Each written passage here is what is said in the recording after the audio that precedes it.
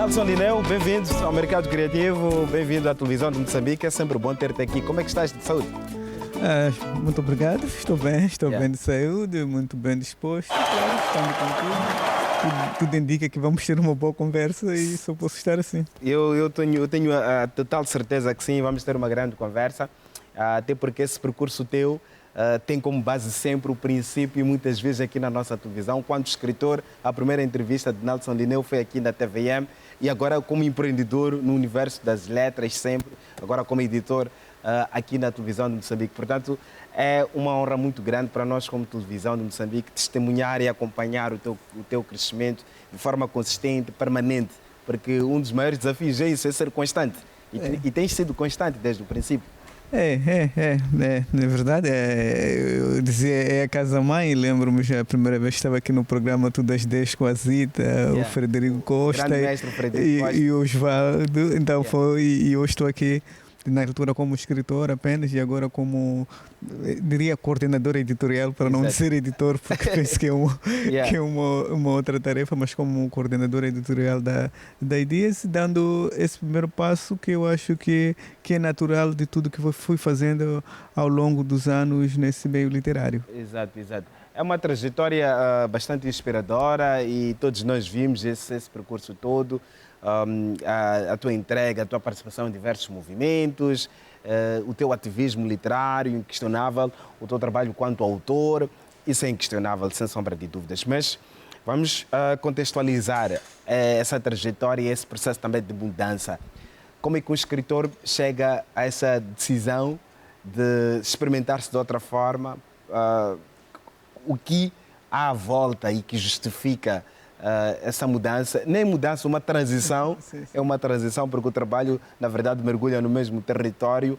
Mas como é que um escritor começa a sentir essa necessidade de atuar de outra forma como coordenador editorial? Eu acho que eu tenho isso como um movimento natural do meu percurso. A ordem natural dos fenómenos. Sim, porque eu acho que eu até que estava a hesitei muito tomar esta decisão. Surgiram algumas editoras de alguns amigos que eu sempre dei um e outro conselho e participava indiretamente em alguns processos, em algumas das nossas a fazer editoras. Coordenação, de certo modo. Sim, mas eu achava que isso era... Não queria fazer os dois papéis ao mesmo tempo, mas chegou um momento em que é como o que nós temos dito, como se fosse um chamado, né? Como se fosse um chamado, mas também olhar para o cenário literário, ver algumas coisas que eu poderia contribuir para melhorar o nosso cenário, tanto que também onde nós estamos a começar como editora hoje é através do que já fizeram as outras editoras, né? Okay. E mesmo também para criar, fundar, fazer o primeiro livro, foi sempre ligando, conversando com outros amigos. Estou a falar do pessoal da Galagala, o Pedro Pereira Lopes, da Colera, o Gessimus da Itália, o Deno Ambira da Funza. Então todos esses, também o Lino Mucuruza, agora na editora Caixa. Então todas essas outras editoras de jovens já também escritores, foram fundamentais. E são a tua geração? Sim, são a minha geração, e isso faz com que não os veja como concorrentes, mas cooperantes, né? Então, estamos juntos a caminhar para atingir os mesmos objetivos. Eu também sinto que algumas das coisas que nós vamos fazer com a nossa editora pode influenciar, de certo modo, para o crescimento já das outras editoras em alguns campos. Ok. Uma pergunta, Lineu. O que acha que está a contribuir para que a tua geração comece a entender e a sentir que deve assumir um outro protagonismo na literatura nacional e no mercado do livro em geral? Porque o teu trabalho não vai ser só lançar ficção, é versátil, o trabalho que vão prestar. O que achas que está à volta, está a acontecer no teu tempo e que está a influenciar esta transição orgânica necessária? Eu acho que não é só uma questão da literatura, se formos a ver nos vários campos do país. Eu penso assim, fizemos parte de um país paternalista. Muitas vezes tu vês paternalista, não deixa se eu posso explicar isso, no sentido de sempre foram os pais que fizeram as coisas para nós. Os mais velhos, aqueles que iniciaram. Sim, que sempre fazem as coisas para nós. Tu chegas aos 30, 35 e vê um vazio e pergunta: opa, há coisas que estão a faltar aí.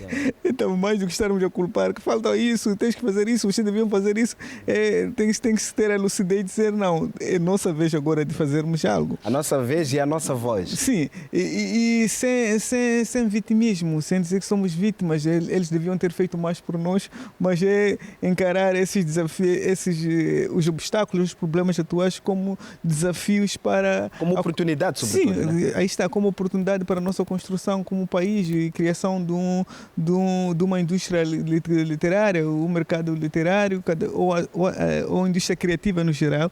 Então eu penso que é uma espécie de pegar o bastão, já se fez a passar mais continuidade do que rompimento. Sim, porque vamos sempre a partir de alguma coisa que se fez antes e vamos olhando para o contexto. Nós temos outro, eu costumo dizer mais que nós temos outro pique, outra velocidade de fazer as coisas também, às vezes uma e outra vez com alguma ingenuidade, sem aquela prática, mas é aquela força da juventude, né? Já dizia o outro, é contraditório ser jovem e não ser revolucionário, né? Isso mesmo. A rebeldia faz parte da juventude e isto claramente manifesta-se de várias formas. Uma pergunta também que eu acho que é importante sobre esse recurso ao legado do país. Eu assumo isto como um legado do país. O que já foi feito e por aqueles que iniciaram isto. Olhar para este legado, esta herança toda como um ativo. Como é que a história literária nacional e tudo que já se fez no país e aquilo que o país já fez no mundo pode ser um ativo muito importante para a tua geração de editores, ampliar caminhos e oportunidades? Sim, eu acho que nós, nos anos 90, quando nós começamos praticamente depois da independência, falando de 80 por aí, se formos a ver, nós publicávamos 10 mil exemplares. Nós, o país, né? Porque Sim. tu não estavas lá. Sim, nós, o país. 5 mil exemplares. Eu já estava a ficar assustado. 5 mil exemplares, 10 mil exemplares, ou até mais. E hoje, era muito. Era muito. É muito difícil. E hoje nós publicamos 200, 300, 500 ou 600 mil. Até então, 100 livros. As pessoas têm perguntado, será que hoje lê-se menos do que antes? E é o contrário, eu acho que hoje lê-se muito mais. Hoje nós lê-se muito, temos várias pessoas a ler, temos clubes de leitura, já tem localidades, temos algumas associações locais, há muitas pessoas a ler, mas em contrapartida temos menos números de livros impressos ou às vezes menos livros a serem comprados, a demorarem nas livrarias. A tiragem baixou uma linha. Sim, a tiragem baixou, mas também as pessoas que vão comprando. Então, nossa questão como editora, a partir desse legado é não necessariamente só vender, mas estudar várias vezes esses fenômenos. O que é que faz não estar a vender mais? O que é que faria para vender mais? Ou participar não só em projetos governamentais, também de associações ou criados por nós mesmos de estímulo ou de criação de gostos pela leitura. Há projetos que nós vamos trabalhar, por exemplo, nós hoje temos escolas de formações de professores. Um dos ativos do sentido de formar ou criar leitores são os professores, principalmente do ensino primário. Mas se esses professores não são dotados de ferramentas de ensino, de mediação para fazer com que os estudantes gostem de leitura, não necessariamente só decorar ou ler, fazer aquela pequena interpretação, mas ter o prazer pela leitura mesmo. Então é preciso que nós começamos a pensar em atividades. Nós, por exemplo, pensamos em criar alguns workshops em escolas de formações de professores, exatamente anualmente. Estamos a trabalhar com alguns parceiros para fazermos isso, começando a partir desse ano, que é para começar a incentivar a criar gostos para os professores, para depois eles passarem para isso. Então, não é só estarmos a vender os livros, mas também sermos uma força para a mudança, para a melhoria, não só nós como Ideas, mas também em parceria com as outras editoras que já têm trabalhado nesse sentido e caminharmos para chegarmos a um bom porto, né? É uma atividade que acaba por ter dois braços. Um braço social muito importante e que não se limita necessariamente à busca por um mercado. Não é necessariamente um debate mercadológico, capitalista, mas faz aqui e é necessária essa harmonia que deve ser estabelecida sempre, porque a preocupação é também gerar um mercado. O mercado, objetivamente, são os leitores. Fomentar leitores, criar mecanismos para que se compre e se edite livros, né? E influenciar políticas públicas. Sim, e as pessoas vão... Alguém compra um livro ou compra uma fruta porque gosta ou tem apetência, ou sabe o quê? Faz-lhe falta. Faz-lhe falta. Então é preciso que nós incutamos essa necessidade. Atingir essa necessidade. E a minha experiência, você sabes muito bem, já estou a isso há quase 15 anos nesse percurso de O tempo atividades está a passar. de incentivo à leitura. Yeah. Os filhos estão a nascer. Isso, o capim está aí a crescer. Sim. Então, o que é que tu tens? Tens que... A minha experiência é que as pessoas não estão... Muitas pessoas acho que não lê é mais por falta de atividades de incentivo à leitura. Tu vais ter hoje, por exemplo, quase todas as nossas províncias, a maior parte dos distritos tens bibliotecas distritais, alguns que já são municípios, bibliotecas municipais, algumas escolas com biblioteca também. Mas as pessoas só vão ler livros didáticos. Falta aquela figura de mediador entre o estudante que está na biblioteca e o livro. Então, essa figura, nós também, nesse campo de incentivo à leitura, nós também vamos trabalhar em projetos nisso, porque é para fazer essa questão. Agora, ao nível da venda dos livros, eu acho que é preciso que nós também desmistifiquemos um pouco o livro. Nós mesmos que somos os escultores de livros, nós muitas vezes sacralizamos muito o livro. É um lugar... Sim, não olhamos ele exatamente também como mercadoria. É preciso que nós criemos estratégias de venda de livros, eu tenho dito com a nossa equipe que nós temos que dormir todos os dias a sonhar com como é que nós vamos fazer... Torná-lo mais acessível. Sim, porque normalmente o que é que acontece no mercado? Eu tenho uma editora, eu peço um financiamento, um parceiro financia o livro, eu vendo para impressões, eu vendo e acho que eu já ganho uma parte ali. E não fizemos muito mais na segunda parte, que é pós o livro, que é para venda. É preciso que nós criemos várias estratégias e também não quero dizer que todas aqui funcionam cá em Maputo vai ser a mesma em Niquadala, vai ser a mesma em Lixinga ou na Cala ou em Machixe. É preciso também que criemos algumas atividades, algumas formas de incentivos olhando locais. Eu penso que é exatamente isso que nós temos que fazer. E também, por exemplo, a nossa editora Ideas é uma editora generalista, não é necessariamente ligada simplesmente à literatura. Nós temos um bloco que é uma seção de literatura em que vamos publicar poesia, vamos publicar prosa, vamos publicar antologias. E essas antologias, por quê? É uma das coisas também, quase inovação, que não é tanto assim. Por exemplo, nós estamos a concorrer, estamos agora em marcha com um projeto que é Carta a um Jovem Escritor.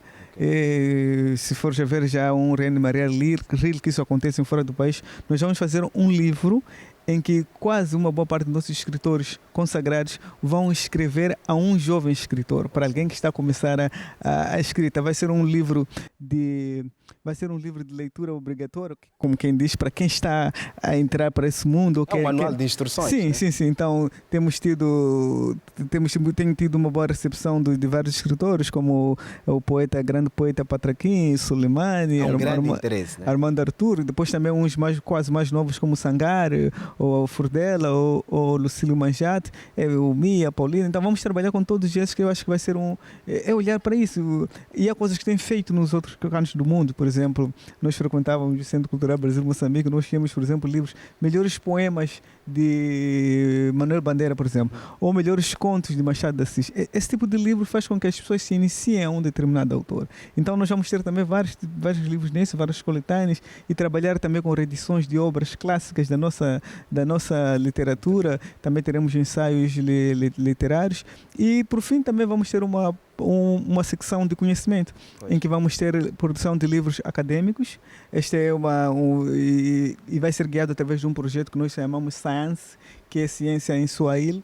Nesse projeto nós vamos ter livros de pesquisadores ou professores universitários sem ou com ligação a uma universidade. Alguns vão ser em parcerias com universidades, em que vamos aproximar a uma determinada faculdade, uma coletânea de livros. Isso é mais para incentivar a produção, mais do que incentivar a produção, já que já há livros moçambicanos publicados acadêmicos, mas também criarmos atividades de difusão desses livros, não só da nossa editora, mas de outras editoras nesse campo.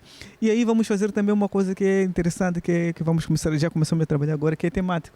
Por exemplo, se existe o campo de turismo, nós vamos lançar uma chamada para a produção de artigos de turismo. Os 10 vencedores vão fazer parte dessa coletânea e depois também terão um determinado valor monetário. Mas isso vai ser para várias áreas: turismo, gás, energia, saúde. Isso é mais também para difundir. E vamos ter também uma componente didática, que é Marifa, também tem ligado ao conhecimento em Swahili, vamos lançar um livro agora que é Guia de Uso do Português, tanto escrito como oral. e vamos ter também, por exemplo, existe matemática, existe física, mas nós aprendemos normalmente como se estivéssemos, tens que aprender, vamos lançar livros, pequenos livros, que é para Livros criar, do bolso. que é para criar prazer ao matemático. Você vai lendo matemática de uma forma, quem é um leigo matemático ou quem é mais novo, vão lendo matemática para aprender aquilo com prazer. Estudar sem medo. Sim, aí está. Até bom nome. Daí vamos fazer, é para fazer com que as pessoas tenham esse prazer pela leitura. E nessa mesma coleção temos também como ideia que é português para estrangeiro. Temos aqui pessoas do Canadá, da França, da Itália, de outros países que vêm aprendendo português. Nossas línguas cá, mas normalmente aprendem com livros de Portugal ou do Brasil. Mas nós queremos produzir materiais cá, como também produzir mesmo nos nossos livros didáticos, livros de matemática, física e química de todas essas classes, mas para complementar o que já se tem feito nos outros livros. E a editora vai produzir uma revista infanto-juvenil de artes e letras, dedicada ao público infantil. A revista chama-se Me Amo.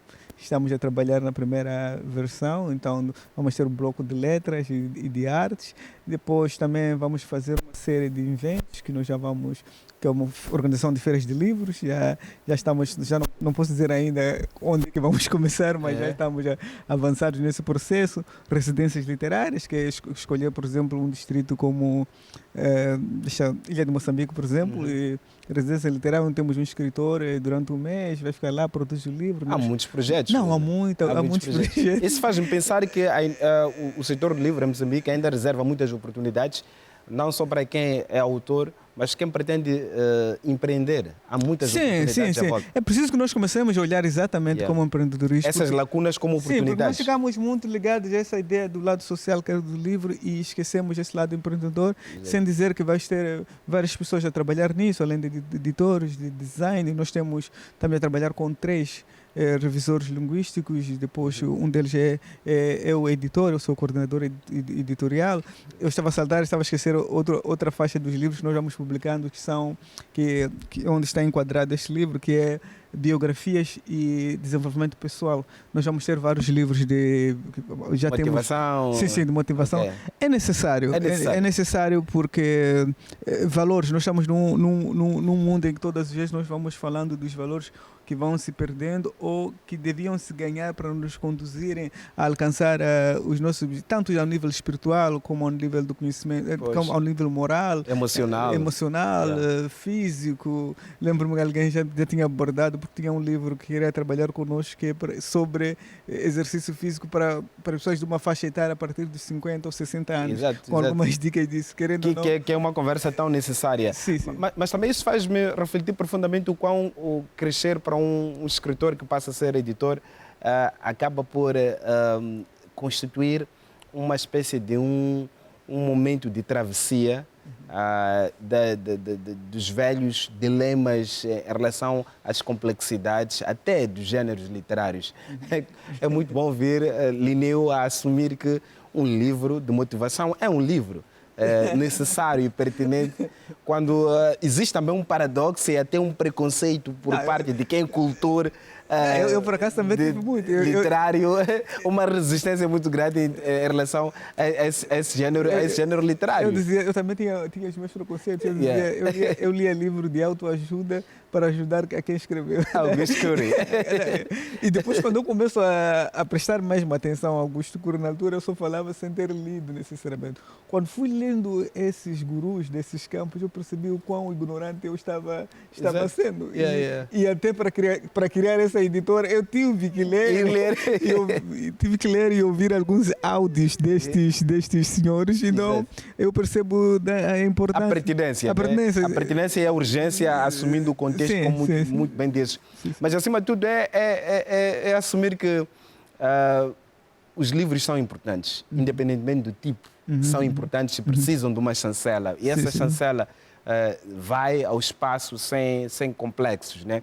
E esta é a pergunta também importante quando olhamos para o nosso setor cultural e criativo, em que muitos gestores foram numa primeira fase e continuam a ser também artistas. Linneu é artista, é escritor, é poeta, um dos grandes poetas da nossa geração, que é esse dilema, não é? Entre o artista e o gestor. E essa negociação. Como é que está a ser essa experiência também ao nível desse processo de transição do Linneu, o poeta, o escritor, o artista, que escreve e cria próprias regras, mas o gestor que deve fazer o que é correto, o que é necessário, deve tomar decisões em função do que o Excel lhe informa. Como é que está a ser este exercício de negociação até contigo mesmo? Não, o que foi muito difícil. A última barreira para tomar essa decisão de criar a editora é exatamente essa. Como escritor, eu tenho os meus próprios projetos e sei onde é que eu quero chegar. Depois tens a própria editora. Alguns dizem esta questão de negociação entre o autor entre o autor. Tu tens outros autores na tua editora. Teu ego, tu não vais querer competir com os autores que trabalham, porque há alguns casos de outros colegas também que têm se discutido nisso. Eu, pessoalmente, preparei-me exatamente nisso, porque eu sei o meu lado como escritor. Tanto que não só nesses primeiros 2 anos que eu vou fazer parte mesmo da editora, ao nível de concepção, de pensar, mas trabalho de texto. Mas o meu papel é criar todas as bases e ter uma estrutura que funcione sem que eu esteja presente. A ideia, eu não sou o editor, daqui a algum tempo o editor é que vai gerir a parte dos livros, eu também como autor vou deixar no meu livro, porque a editora é uma parte só da Ideas. A Ideas é uma produtora audiovisual, é uma produtora de eventos, é uma agência de publicidade. Então eu estarei lá em cima a olhar por todos esses cantos. Agora, a ideia como um dos primeiros campos que nós vamos iniciar a trabalhar, que é agora, e vamos trabalhar muito a parte da editora e a parte da produção audiovisual, porque nós vamos fazer documentários. Agora estou a produzir um documentário da Lilian Monplé, outro documentário antes de falecer o José Forjás, penso 3 meses antes ou 4 meses, já tinha feito um documentário, conseguimos filmar a ele. Okay. Então, vamos fazer muitas dessas atividades, como também alguns podcasts sobre literatura e vários documentários, né? Estamos no ano da Noêmia de Souza, acho que Noêmia de Souza merece um documentário sobre a altura, né? A altura para ela. Então, nós vamos trabalhando nesse sentido. E não só ao nível nacional, a nível internacional. Por exemplo, há uma antologia que estamos a trabalhar agora que vai ser feita pelo professor Noah. Eu viajei há pouco tempo para Mayotte, uma ilha francesa, estava lá com muitos escritores africanos. Claro que todos os dias eu me debato com essa ideia de desconhecimento das outras literaturas, principalmente aqui na parte austral. Andamos a nos ler muito pouco. Muito pouco. Então eu decidi criar uma linhagem nessas nossas antologias, serão mesmo, vamos fazer várias parcerias, por exemplo. Se temos uma antologia dos anos 80 até 90, ou de 90 até 2000 a 2010, vamos com Quênia, parceria com Quênia.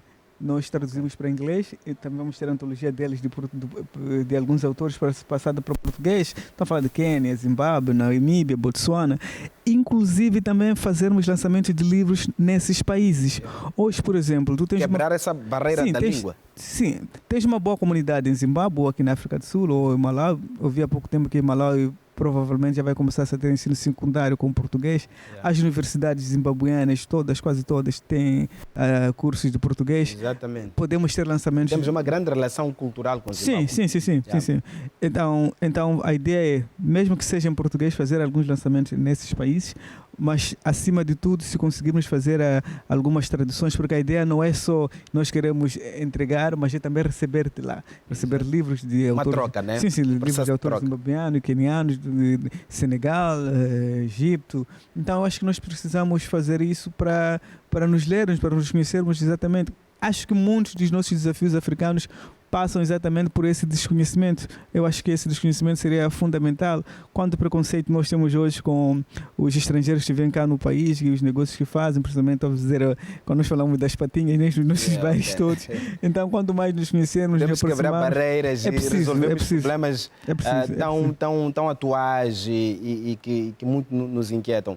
Mas acho que é um tema muito importante esse que apresentas, essa necessidade de pensar o mercado e o livro longe dessa sombra que é a língua portuguesa. Sim. A ideia de sair desse espaço habitual, experimentar outros lugares, outros espaços geográficos e que têm um potencial grande e onde temos muitas oportunidades também. Sim. O que isto vai implicar e o que isto implica para todo o setor do livro em Moçambique? Sair deste lugar da língua portuguesa como exclusividade e pensar outros territórios. O que isto vai implicar em termos objetivos? São políticas públicas, é maior capacidade de articulação entre as editoras nacionais para, em bloco, agirem e penetrarem nesses outros mercados. O que isto implica? Nós não seríamos necessariamente os primeiros a fazer isso. A Itália, pelo menos com a Itália, que é dirigida... A Itália Publishing, Sim, dirigida pelos Música Assim, eles já fazem traduções de alguns clássicos da literatura, não só o texto literário, também acadêmico, né? Que eles fazem a tradução... Literatura africana, basicamente. Sim, a tradução para o português. Está aí uma das portas também já é necessariamente os tradutores, porque nós normalmente temos cá tradutores, mas são tradutores juramentados, sim, mas não literários. Exatamente. Então é um outro campo que poderia... A especialização também acho que seria fundamental neste sentido. Aliás, há quem diga que traduzir um livro é como se o tradutor estivesse a escrever um outro livro. É óbvio, principalmente quando se trata de poesia. A maior parte de... Como traduzir um poema? Dos tradutores, dos poetas que são tradutores, dos tradutores são mesmo poetas, né? Porque eles têm o domínio da linguagem, do estilo, do ritmo, e aí entra da na musicalidade. Cabeça do poeta, sim. Na cabeça. Mas estamos a dizer que vocês não vão inaugurar uma nova fase, é apenas continuidade e consolidação do que já é feito. Sim, eu dizia que... Nesse aspecto de expansão para até além então, do espaço de língua portuguesa. Pelo que eu percebo é que a Itália tem feito a tradução de autores de fora para cá. Exatamente. Então nós também a pensar em traduzir o movimento inverso. Sim, penso também a editora 3009 fez... 3009 da Sandra também. Sandra fez agora com um conto, o Alalap do Ngulane. Então, banda desenhada. Dá para achar que eu não estou preocupado em dizer que somos nós os... Não são os primeiros. Sim, a ideia é massificar, trabalhamos em conjunto, porque nós só temos o universo da língua portuguesa e a África. Nós aqui estamos rodeados de países de língua inglesa. Exatamente. É preciso que nós conheçamos, é preciso que nós nos mostramos. Tanto que nesses, como eu já dizia, nesses países tem uma boa comunidade, para não dizer só moçambicana, mas uma comunidade de língua portuguesa, né? Porque há portugueses também, há cabo-verdianos, há angolanos desses países que nós poderíamos aproveitar para passar. Agora, outras línguas nós temos já a questão da tradução, mas sempre com essa ideia que eu estou a dizer, que é nós traduzimos para lá, também criar um mecanismo para livros de outras editoras. Isso também não é um processo que é preciso fazer parceria com editoras de outros países. É preciso fazer parceria com editoras desses países. Sim, para que nós também tenhamos a possibilidade de ter autores de lá, cá em Moçambique, tendo em conta também que aqui em Moçambique é um país que tem cidadãos de vários cantos do mundo, né? Isso. E de falantes, aliás, de várias línguas. Por isso que nós tenhamos que... E querem ler também. Querem ler. Então é preciso que nós tenhamos em conta este cenário. Sim. Exato. E também temos aí os primeiros indicadores de sucesso deste sonho, com o lançamento, por exemplo, desta obra, vai ser, de certo modo, a estreia, né? Sim. Vossa estreia, um livro de Noêmia de Jesus, Minha História de Amor com Deus, A Outra Face da Submissão. É um livro que advoga precisamente aquilo que estavas a contar, que é um testemunho de uma experiência da autora. É uma autora que nasceu aqui na cidade de Maputo e o livro acredito que foi uma experiência interessante para a IDS. Então fale-me deste processo todo. Que livro nós temos e como é que foi este? Este livro é aquela questão. Sabes que eu sou formado em filosofia, então muitas vezes nós ligamos ao ateísmo aos filósofos. Né? Mas, questionar a existência de Deus. Sim. Este livro surge de uma questão que te faz questionar isso, mas como é que isso deu certo? Porque eu estava numa noite, eu estou em casa, depois de fazer os meus trabalhos, ligo o meu Facebook e entro num perfil da Noêmia, que eu acho que nunca tinha prestado atenção nisso. Quando eu vejo que é terapeuta, eu vejo leio alguma coisa e eu ligo, no dia seguinte mando mensagem. Tens alguma coisa escrita sobre isso? Podíamos conversar na possibilidade de publicar, o que? Ela disse, eu estou à procura disso, de algum tempinho disso. Então as coisas foram acontecendo até chegarmos na produção deste livro. Claro, era preciso ler e depois de fazer a primeira leitura, antes de ir ao revisor, fazer a primeira leitura e encantei-me pelo livro, pelo conteúdo. Portanto, um filósofo que edita um livro que acredita na existência de um ser todo-poderoso, omnipresente. Mas também essa questão dos filósofos também é questionável, porque muitos dos argumentos a favor da existência de Deus são mesmo dos filósofos. Exatamente. Então, Isso, as pessoas ficam mais ligadas ao lado negativo, mas este livro marcou-me porque é um livro que eu acho que deve ser lido. Acima de tudo, aqui eu não falo já como um editor, mas falo como um ser humano normal. É uma obra necessária. É uma obra necessária porque ela fala de uma palavra muito importante, duas nesse caso, Deus e submissão. Yeah. A submissão que ela, não vou dar todo o cheirinho para dar a curiosidade, né? Mas a submissão, como é que essa submissão, essa ideia de submissão começa? Estamos num meio social em que ela cresce e percebe que quando se fala de submissão, está-se a falar da secundarização da mulher, do afastamento da mulher, quase tirar alguns dos seus direitos ou apagamento mesmo em alguns casos. Mas acima de tudo, também ela, como do lado maternal, também de origem das famílias maternais, onde dá um grande poder à mulher. Então tu ficas em dúvida, a mulher tem que ser essa submissa que se diz, ou tem que ter aquele todo o poder que, por exemplo, os macuas, né, têm. Sim. Que é nas sociedades matrilineares. Sim, que é da origem dela. E isso também parte que ela cresce longe dos seus pais. Cresce aqui na cidade de Maputo? Não, vai para a Pemba. Vai a Pemba? Vai para Cabo Delgado, nesse caso. Então, o fato de crescer longe dos pais é como se o amor não fosse suficiente para que ela vivesse com essas pessoas que ela amasse. Quando foi crescendo, vai ter uma relação. Começa a ver os homens também, como se essa felicidade dentro de um lar, esse amor fosse impossível. E depois com essas ideias da própria submissão dentro de um casamento. Então, começa a ver como se o homem fosse alguém que estivesse afastado. Mas quando vai à igreja, ao ir à igreja, também percebe-se que tem que se submeter ao Deus para que tenha essa paz espiritual que ela está a encontrar. Então tem esse duplo conflito. É aí onde ela, ao se converter, ao deixar com que o Deus entre na sua vida, essa submissão que se vê de forma negativa, ela vai relatar de uma outra forma e vai influenciar também nessa submissão dentro do lar, que vai ser fundamental para ter uma paz. E vamos compreender também que a submissão, no fundo, não é, no meu ponto de vista, interpretando o livro, a submissão é cada um cumprir o seu papel. Tu não vejo como nós homens, nós durante a semana sofremos para trazer o pão em casa. E tu chegas a casa, isso também é uma forma de submissão. Tu deixa, isso tudo está para ti, essa carga, e tu estás a assumir isso, é submeter-se ao lar. Como também a mulher a assumir os papéis que ela tem dentro da família. Então, é sobre isso que ela vai tratar. É submeter-se. Também. Diria a felicidade. A felicidade, é submeter-se à felicidade, ao bem-estar e a ideia de servir o outro. Mas, acima de tudo, é pensar que a editora por si só acaba por gerar uma cadeia que funciona dentro de uma lógica que vai lhe conferir maior independência e autonomia. Os livros podem dar base para o início de uma aventura para documentários, para filmes, para todo um conjunto de produções audiovisuais. Essa é a lógica, garantir que funcione em cadeia e que cada projeto possa, por si só, também abrir portas para os outros braços da editora. É onde entra a vantagem desse lado, como dizia aí, do ser escritor. No começo tinha esse lado negativo que eu dizia, mas já sendo escritor, tu já percebes algumas coisas que tu gostaria que tivessem feito contigo. Isso. Já chegou a vez de tu... Um romance que podia ser transformado num filme, etc. Mas dizia também, em relação aos outros autores, como tu vais cuidar o autor dentro... Como cuidar de um autor, dentro da editora, como fazer com que o livro tenha outros passos.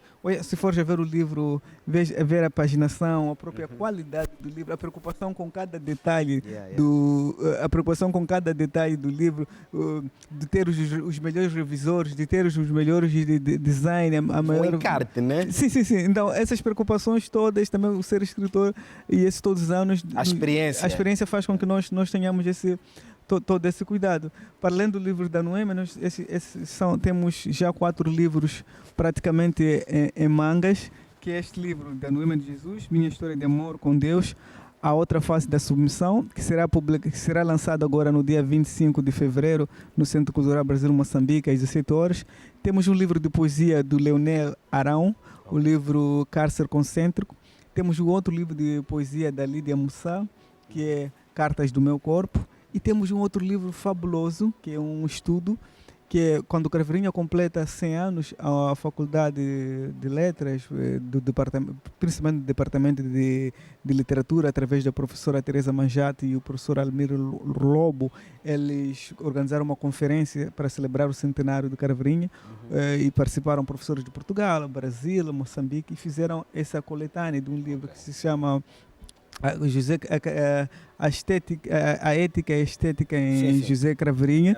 Teve o financiamento do... Sim, já está disponível o livro, né? Não, este ainda não está. Não está disponível. Está a pensar um outro que eles fizeram, que saiu para uma outra editora, pela Alcance, mas este vai sair pela Ideas. Ok. E confesso que quando, dentre outras editoras que entregaram para terem esse financiamento... Não, quando candidataram-se, nesse caso, para ter o financiamento, foram 3 ou 4 editoras e eles escolheram a nossa. Foi uma grande alegria, acima de tudo, por antes não termos nenhum livro.